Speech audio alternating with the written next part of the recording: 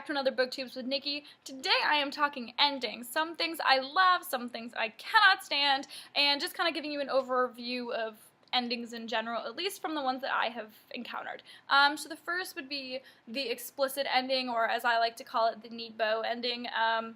And those are basically the wrap-up kind of endings where everything is explained, any plot hole is filled, and basically all the characters have a story ending. They all get their little private things answered, and there's not really a lot of question about what happens. I do really like these endings. They're a lot of times used for happy ever after endings, which I kind of have a special place in my heart for, and I just like to know what the frick happened. I'm one of those people that if I don't know, I do like interpretation, but it drives me nuts and I have to know, and then I'm like, well, what about this? What did this happen? And I would be the kind of person where if I meet an author that leaves an ending to interpretation, which is the second kind of ending, by the way, I literally will ask them, no, really though, what happened? Like, you need to tell me, because I just can't do it. But I do still read the implicit endings, and I do like them. And I guess it's a way to make everyone happy, because I can believe that one thing happened and you can believe something else, and there's really no way of knowing unless someone like me bullies the author into admitting that XYZ happened. Another kind of ending is the twist ending, and I have a love-hate relationship with this ending, because let me tell you, done right, it's amazing. Star Wars, hello, best twist ending of the century. Other times, not so much. And I think the biggest reason that twist endings don't work for me, or just kind of fall flat, is that sometimes an author starts writing with the twist ending in mind, and they know exactly what's going to happen, and that's great, but they develop characters that aren't in sync with that vision, and they don't realize it, so that you get really close to these characters, you understand them and their behaviors, and you know them like yourself, and then some plot twist happens, and they do something that's like so beyond what they would do as far as their character, has been described so far, that it's just really jarring in an unpleasant way. And while people do change, and I understand, like, sometimes there are plot twists where, say it's a spy and, like, you never knew, that's totally fine. But when it's just, like, an unexplained departure from the character's behavior and then he goes back to normal, those drive me insane. I cannot, nope, can't do it. Another kind of ending is the kind of tie back to the beginning ending, which is very, very common with, like, Clue and Agatha Christie type novels, where it's like, it was the butler in the kitchen with the butter knife, and they'll go through the novel, and they'll figure out who it was, and then they'll go back and explain that he did this, this, and this, and that's how we knew. And I do like those. They kind of, if they're really good, they trick me, and I like that. I like being surprised at the end, but sometimes if they're not done well, they're like just too predictable, and you're like, okay, we already know, and then it just ends. As long as it's a really good mystery, then it's a great ending.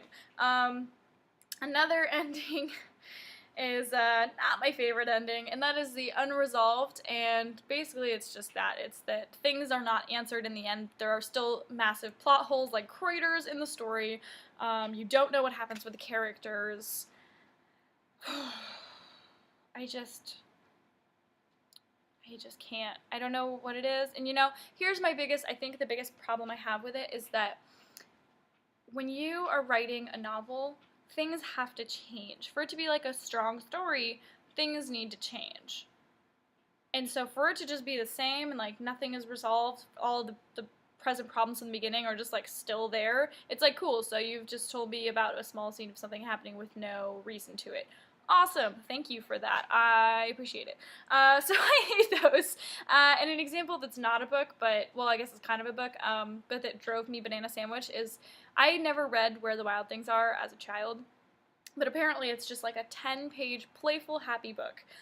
And I watched the movie last night, and let me tell you, that is not what I got from that movie, because basically they take it to a whole new level that is, in my opinion, very depressing, and there's issues in the beginning. The kid doesn't have friends, and he has a hard time with his mom, who's single and having a hard time dealing with him, and his sister's just kind of a raging bitch and not really wanting to deal with her kid brother, and then he goes off to the magical land of his imagination and finds the wild things, and then in the wild things, things also kind of hit the fan, and everyone's lonely and sad and hurt and arguing, and then he decides to go home, and that's the end of it. And it's not like everything is okay. Like, the sister wasn't even there when he ran away and, like, didn't care, apparently, that he was gone, and the mom just, like, hugs him, and then it's done. Like, really? What are you teaching them? What is the lesson? What happened? Nothing happened. Everything is the same. He went to a land where everyone was also as sad as him, and then he came back to it because, what, he realized everyone else was sad? I don't know. Did not like. If that was a book, I would have marked not finished. But anyways, those are some kinds of endings. I do really like when they infuse change into novels, but they also have some sort of like circling back effect, because a lot of times that can be done really well as long as there are differences.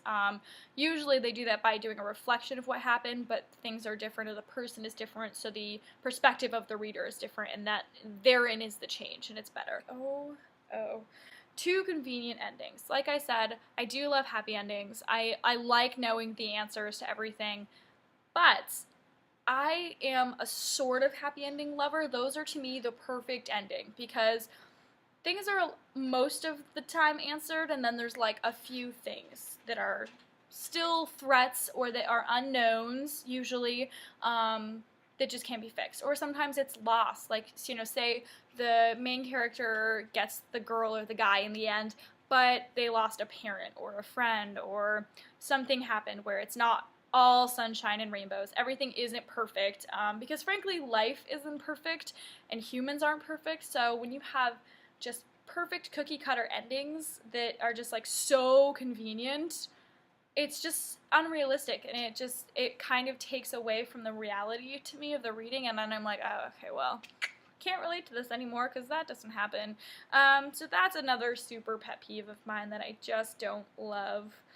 Endings I loved. Ender's Game, fabulous ending. Super devastation and like really harshness, and if he had ended it there, I probably would have cried forever and not read another book in his series. And it was meant to be a standalone at first. Ender's Game was not a series, and then he decided to make it one. Thank God.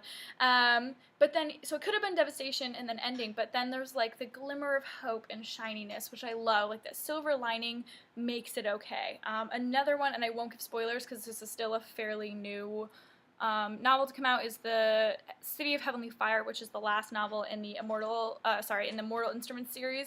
And holy cow, Cassandra Clare, let me just like, okay, your ending was your best part of that, and in some ways, because the ending that Cassandra Clare did has answers, but then there's things that you know are going to come back, basically, and issues, but that's how life is, and you're like, okay, well, we'll deal with that when it happens.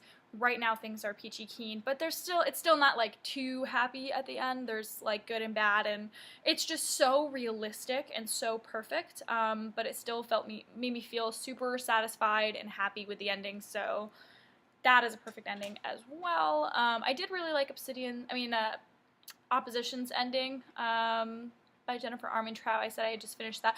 Oh, I just finished reading Reached by Ali Kandi, the Match series. I said in my other booktube I was reading Crossed, so I finished the series now, and I love it. That's all I'm gonna say.